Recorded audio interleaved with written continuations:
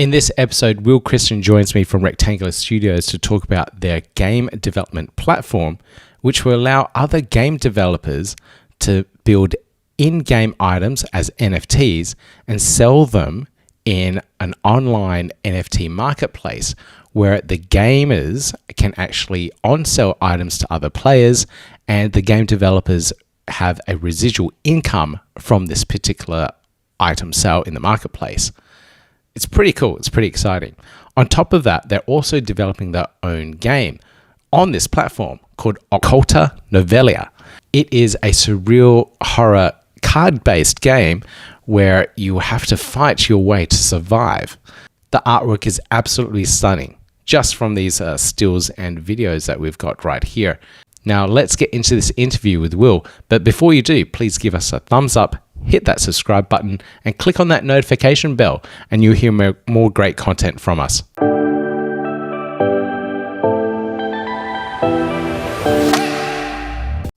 William, thank you so much for joining me on the podcast. It's a pleasure to have you here. Can we start off first by a little introduction so we know exactly who you are and a little bit about your background? All right. My name is William Christian. I've been developing pretty much since I was in middle school. I've been playing around with code for a very long time. So our team is, we're Rektangular Studios, and we're a team of mostly developers. We have one sound engineer who's also working doing a lot of our graphic art and a lot of our marketing. He's doing a really incredible job, and he's helping to ensure quality within the artwork and the sound side of the Novellia platform. But we're a team of 3 developers that are working on, they're part of the Plutus Pioneer program. We're developing a lot of different smart contracts. We're developing a lot of front-end frameworks. We're developing a toolkit for video games in C# and C++. So, if you're a video game developer, it's the languages you're going to use. We're doing a lot of cool stuff here. Okay. That was a lot of things you listed off there. So let's break that down and go through a couple of the points that you pointed out. First off, all of these things that you're developing at Rektangular Studios and this Novellia platform that you mentioned, I first saw this on, what was it, Project Catalyst Fund 4. I saw one of your proposals that talked all about it. And I'd like to dive a little bit deeper into that. So what exactly is the Novellia platform and what problem are you actually solving using blockchain for gaming?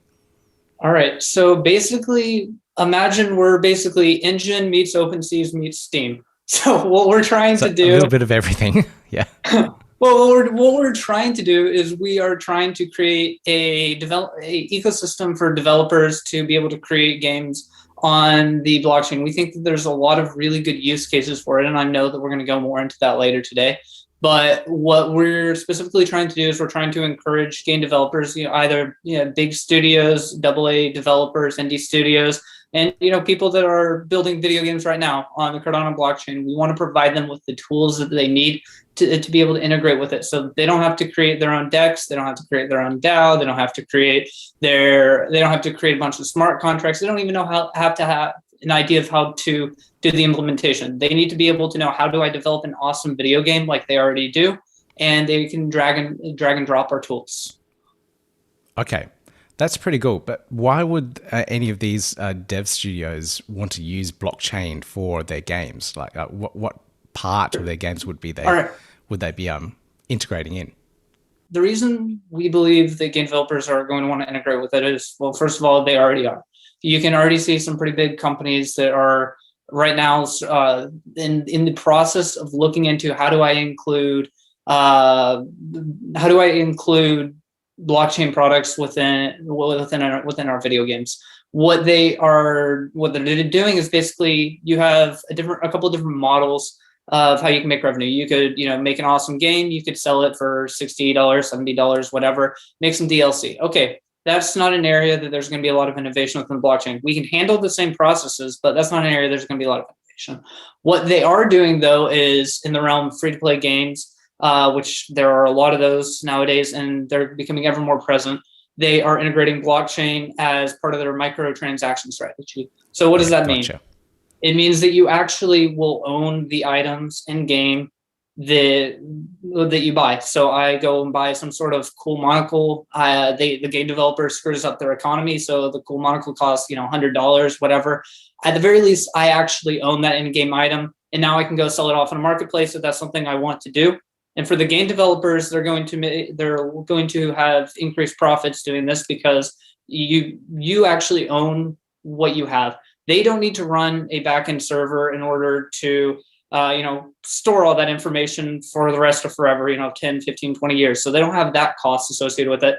And they can also get a percent of every single transaction. If you go to OpenSeas, the artist can get 1, 2, 5, whatever percentage they want to set within reason. And the game developers will be able to also get some of those transactions as well. So at the end of the day, it's a win-win situation where the game developer is encouraged to use these systems because they're going to be able to make more money, and it's good for the consumer because people hate microtransactions because lots of times it feels scammy, lots of times they're not well set up, and you don't actually own your items. So at the very least, you own your items, and if you want to, you can resell it on a marketplace. So you're not completely screwed over if they accidentally create an economy where you charge $100 for a monocle. Right. Okay. So you mentioned a couple of things there. So really, you're giving the benefit for the players of these games, whatever it may be. I used to play a lot of SOTOR, Star Wars, Old Republic. That's going way back now though. But like in that game, you could buy like a whole bunch of different items, different costume sets, different armor sets, whatever. And with the platform that you're building, so you're basically saying I can sell all those items on a separate marketplace and actually get in-game money or real life money. Yeah, basically, I mean, what we're going to have are two different platforms. So if you have like an NFT or something that there's like only 1,000 of them, we're going to have a swap platform. So you can put your item up for trade. You can set what currency do I want to get? What do I want to get from it? And then the game developer, the original creator of the item, will say, okay, I want to get this kind of currency from this transaction. We'll do a lot of fun stuff with like Babel Fees and stuff like that eventually, where the game developer gets the currency they want, the person selling the item gets the currency they want, and the person buying gets the item that they want. And what the other platform that we're going to be offering is, like they said, a decentralized exchange. So basically, if someone wants to open up a marketplace, I created a video game. I created an in-game currency on the Cardano blockchain. I have 1 million of my gold coins, or whatever you want to call your in-game currency. Yeah. And now I can go ahead and set up a store, and I can make a pair between that and whatever other token I want. Maybe another in-game currency, maybe ADA, maybe HUSD, whatever I want to set that up to. And now people can start buying and trading this in-game currency for something that might actually be useful. Might take a couple of steps, depending on who is actually participating in the DEX, but you'll be able to eventually turn it into the kind of currency that you're looking for. Very interesting. Now, you also mentioned there Babel Fees. Babel Fees, yes. Now, that isn't available yet, and I think we're going to wait a little bit for it. I believe that too. Yep. And I know a lot of the podcast listeners wouldn't have even heard of understand what this is. Could you explain to the listeners and audience what this is?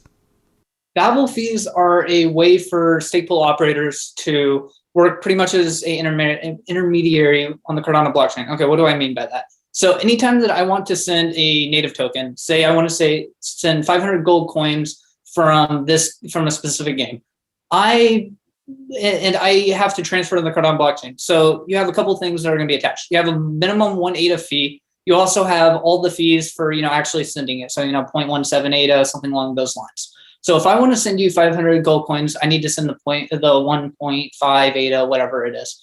What I'm going to be able to do as an operator of a stake pool, let's say it's the NFT stake pool, that's our stake pool. What we're going to be doing is I'm going to be offering a trade. I'm going to say, okay, I will do a conversion between 1,000 gold coins to 2 ADAs or something along those lines. And there will be this marketplace open between all the stake pool operators, offering a bunch of different exchanges. The Babel Fees will go ahead and they'll look at those different exchanges that are available. And when I go and make a transfer, let's say instead of wanting to send any ADA along with the transfer, instead of wanting to, or let's assume that party A wants ADA, party B wants gold coins. I can act, the NFT pool can operate as a middleman, and I can say, okay, I'm going to take this 10 gold coin transaction fee. You can send me all your ADAs, and then I can go ahead. You can go ahead and send me all your gold coins, and then I can go ahead and send ADAs to the other party, and it'll allow stake pool operators to work as an intermediary. That's really interesting. I didn't realize that the stake pool operators would act in the middle there. And would the stake pool operator actually set the exchange fees between the two tokens? From reading the research papers, that's my understanding of what's going to happen. Now, once we actually have this live, we'll have a chance to play around with it, and I'm sure we'll know more then. Yeah. And like we said, it might be a while. But it's a very interesting, exciting feature to have. So now we're going to have these NFTs that can be minted for the various games. We have marketplaces in place. We have smart contracts that will help generate extra income for the game developers as well. So this means like the game longevity could go even further because there's a revenue model that's continuously trickling through from the economy that's being built in the game. So it could keep on going forever and ever. That's pretty cool. It is. Yeah. And you're building all this. Who are the people behind Rektangular Studios that is doing all this? All right. So we have 4 people working at Rektangular Studios right now. We have the typical Coinbase story. We met each other on Reddit, and we have been working together since pretty much January this year, and we've been working very hard, and we have all gotten along incredibly well. We've gone ahead. We want to be part of the Cardano ecosystem for a long time. We want to be able to add value to it. So we've gone ahead and we've set up a company, and we are working tirelessly on creating awesome products for game developers and creating an awesome marketplace for people that want to play video games. So with all these tools that you're building, what are developers who are building other games at the moment expecting to see in regards to what you're putting out? So we have a toolkit. It's called the Novellia toolkit for developers. You can go ahead and find it on NPM. You can find it on GitHub, whatever. Basically, it's this framework that we have a bunch of services being ran on our backend, and you can go ahead and use whatever language you want. Right now, we are supporting C# and TypeScript, which is kind of JavaScript kind of websites. And we're going to be supporting C++ in the future, but if you want to put in any weird language that you want, Kotlin, whatever, you have the ability to do that. What you can do right now on our system, you can go ahead and you can query the blockchain. You can see a list of all tokens a specific address has. So, you go from address on the Cardano blockchains, you have a bunch of open UTXOs, right? You have, 100 addresses with your account, 10 addresses, something like that. We go ahead and get every single address for your account. We find all the tokens that you own, and you go ahead and get a list of those. Other stuff that we can go ahead and do right now as part of the SDK, you can go ahead and we have a marketplace that's open. We have it set up that if anyone wants to start listing their NFTs or their games, we've been very careful to make sure that everything that we're doing in our store is completely legal. And you can go ahead and query the store, and you can get a list of all open items and all open orders. There are right now we're also building a lot of cool tooling for the developers. We're creating systems for to be able to create login systems based on a user's address. We're currently working on creating a wallet so that let's imagine we want to make it where if I'm playing a video game, I can use Daedalus, I can use Yoroi, I can use any wallet that's going to be available. But right now, I don't have the guarantee that that there's going to be a wallet available day one for smart contracts to run on. So it's going to be pretty easy for us to create a wallet that any game developer can go ahead and interface with. And then we're also going to add support as other wallets become available. So if Yoroi becomes available for developers to start building smart contracts with, that's cool. We're going to have a plug and play system. It'll take us all of a day to go ahead and integrate it with our system. Now, game developer can use Yoroi, can use our wallet, can use whatever. So those are some of the features that we're currently building, are login systems and wallet systems for game developers. And we are also working on building some tooling to help game developers, just be able to mint NFTs in the first place. The login system actually really interests me myself, because like we build a lot of websites, and replacing email addresses, for example, with an actual address of a wallet is quite interesting way to identify a unique person. Would that be available to web developers as well, not just game developers, since you're building all this stuff in C# and stuff for Unity? So could it be used also elsewhere? Yeah, our SDK could be used by anyone that wants to use it.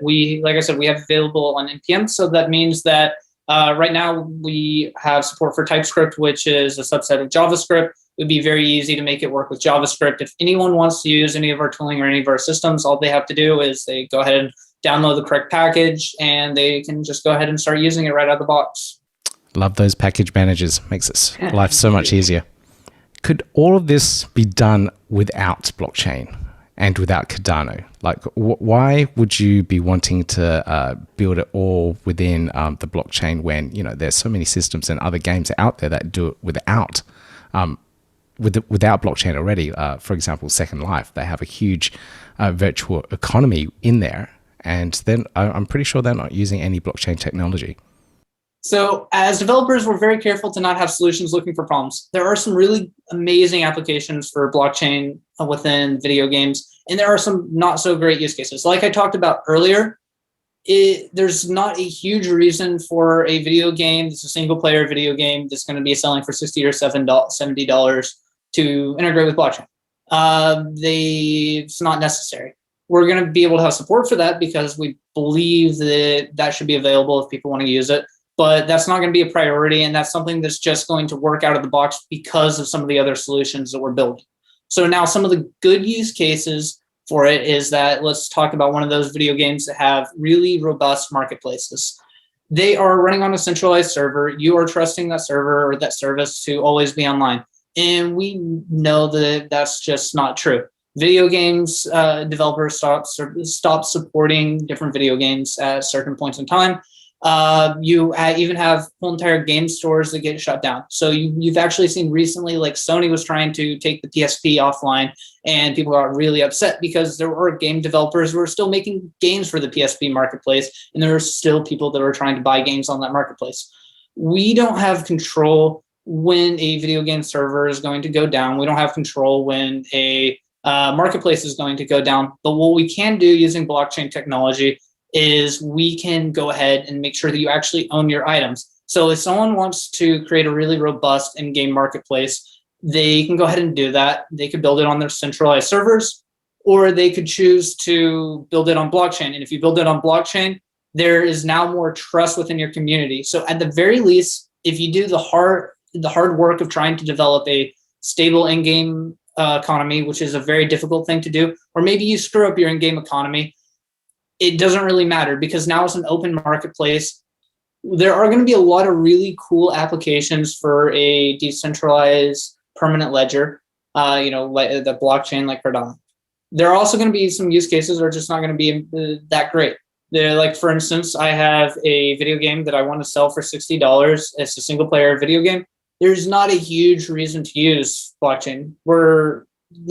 As a company, we're not going to have to put any extra work to support that feature. That's just going to be built out of the box because of some of the other features that we're developing. But those are not the areas that we're focusing on. We're trying to focus on the areas where blockchain will truly be innovative. So right now, as a game developer, I have a choice. If I want to make it in-game economy, I can make it centralized, or I could try to make it decentralized. If I make it centralized, that means I have everything running on my servers. That means if one day I want to shut down my servers, now everyone's value just goes ahead and disappears overnight. As a game developer, I have a choice. If I'm going to try to make it in-game economy, I can try to make it centralized or decentralized. If I make it decentralized, we're going to line up the economics so that the game developer makes more money.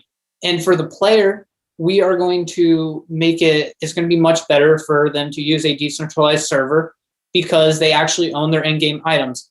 No one can go ahead and take down the servers that are running the marketplace because the marketplace is still there.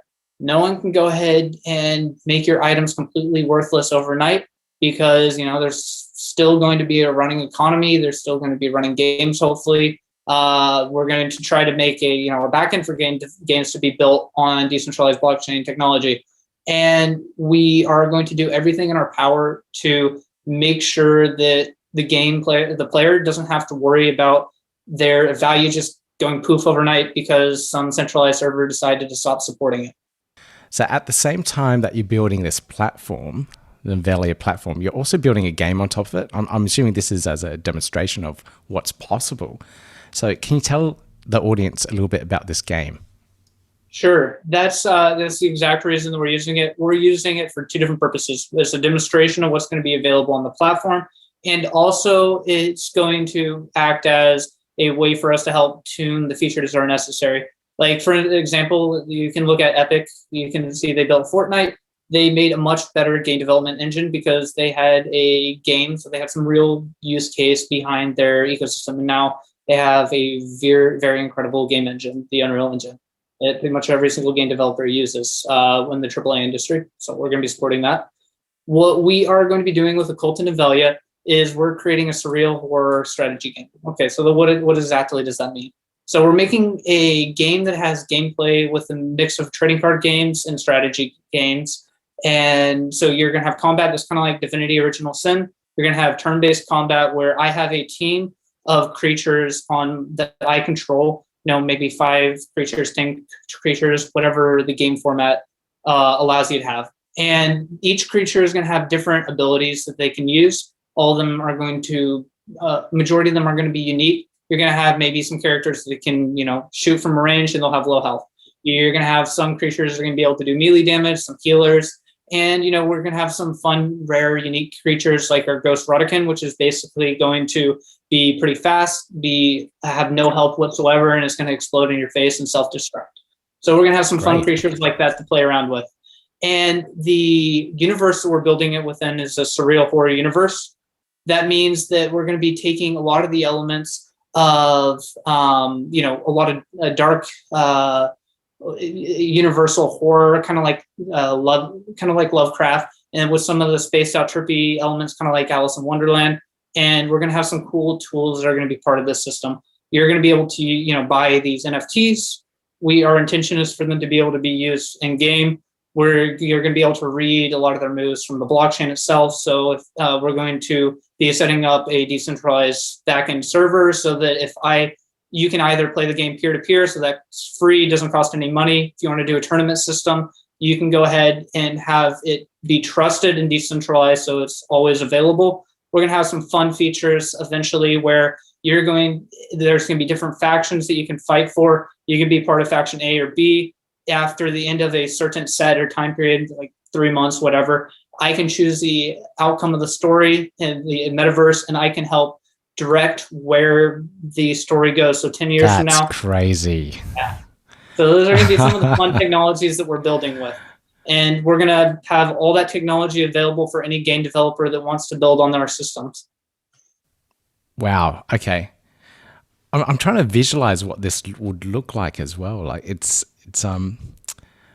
like, because I've seen the NFT cards, and I'm thinking like a card game, like a Magic the Gathering or Magic the Gathering Online, and that was kind of dull, actually. It's pretty much what they just took the card game and just put it online, and it it didn't really have much of a feel to it, and no storyline either. So I'm trying to visualize how this would look and feel once the game's developed. But anyway, it sounds like you guys have a huge amount of work to do.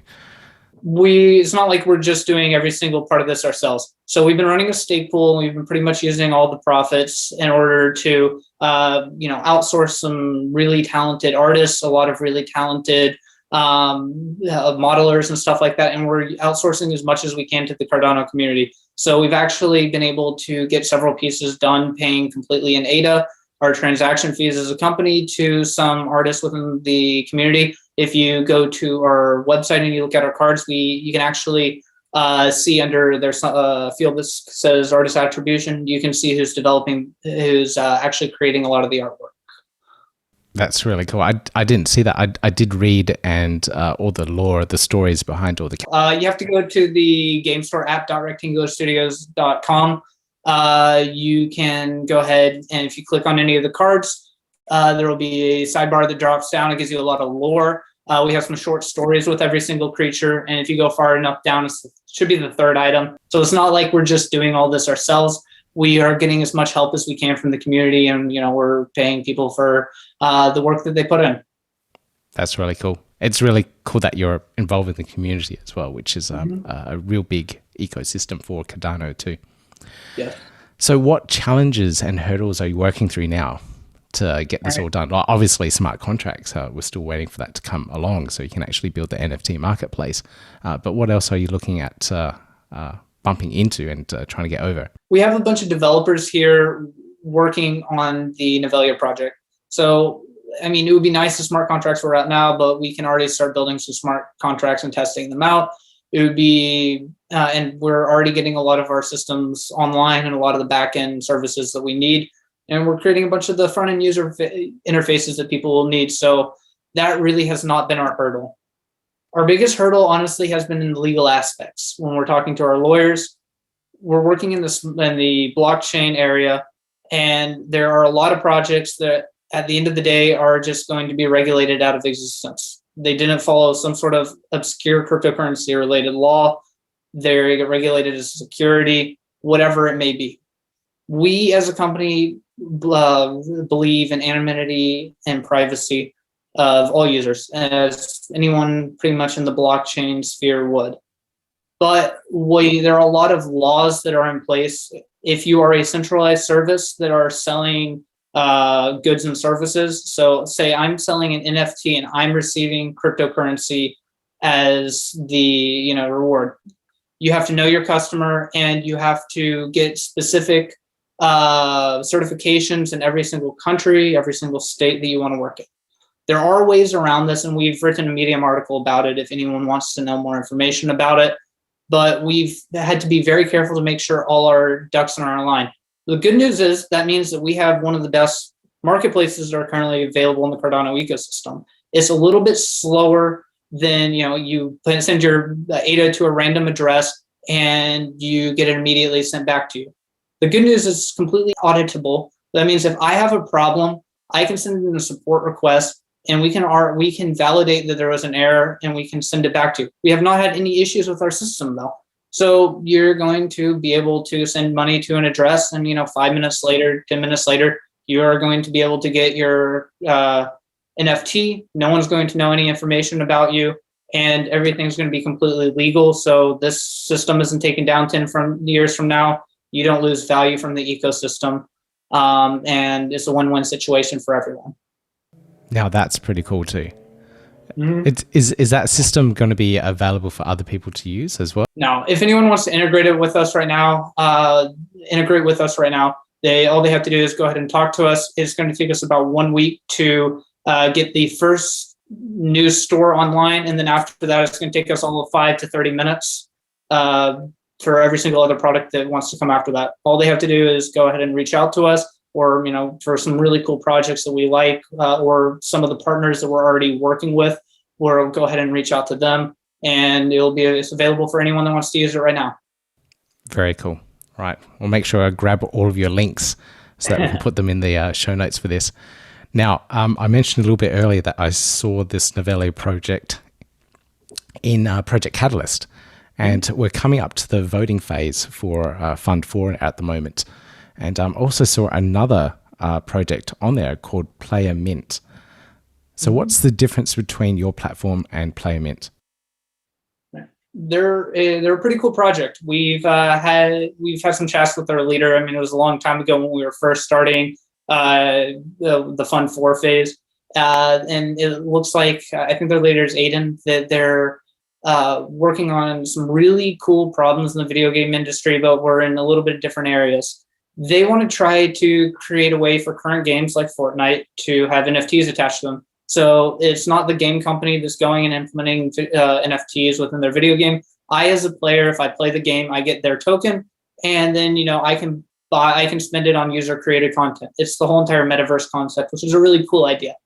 Now, what we're specifically targeting is game developers. So we're trying to create this whole entire platform, kind of like Engine, where you have the ability as a game developer to integrate blockchain into your technology stack.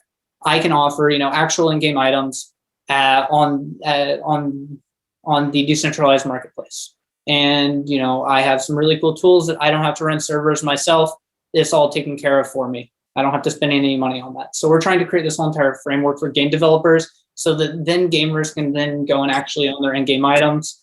And we're trying to encourage as many developers as we can to build with these smart contracts when it's applicable to their project. So what's next for the project? Obviously, we should encourage everyone to jump on Project Catalyst and vote for your project, and along with checking out some of the other projects there as well. But what's next for you guys? What should we be expecting to see over the next few months, and how else can we support the project? So what we are doing right now is we're working tirelessly on the game and a lot of the infrastructure before smart contracts come out. We are working on some kind of boring stuff in the background, trying to get mod loading systems to work. Nothing that's going to be incredibly user-facing. The customer-facing products that are going to come out are a NFT viewer currently on our website, app.rectangularstudio.com. We're going to be doing some overhauls to that, trying to make the system load even faster than it already is. Making stuff, adding search features, stuff like that. We're going to be creating a wallet that's kind of like MetaMask that users can use on any website that they want to.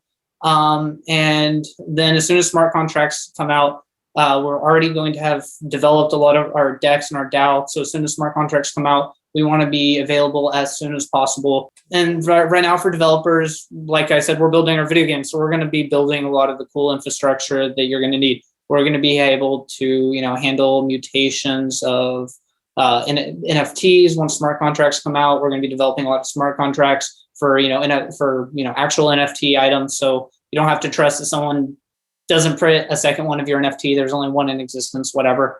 And we're going to be working on a lot of the technology stack. So if any game developer wants to start building with our systems, it's in an experimental phase, which means that we could change something at any point in time, but we're very open with our communication.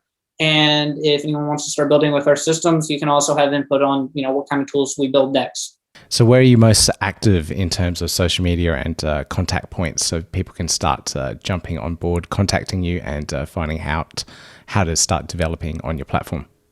All right. Well, the quickest way to reach any of our developers would be on our Discord. But we're very active on our Twitter. We're very active on our Reddit. We have a support email, contact@rectangularstudios.com. So there are a lot of ways to reach out to us and a lot of ways to get a hold of us. Great. I'll put all of those links and contact information on to the show notes as well, so everyone can find out more about you. Okay. Great. Thank you, Will. Thank you for joining me on this podcast episode. I'm sure the audience has gotten a lot out of this. Well, thank you very much, Peter, for having us. It's been a real pleasure to be on your podcast and be able to chat with you. Likewise. All right. Thank you very much.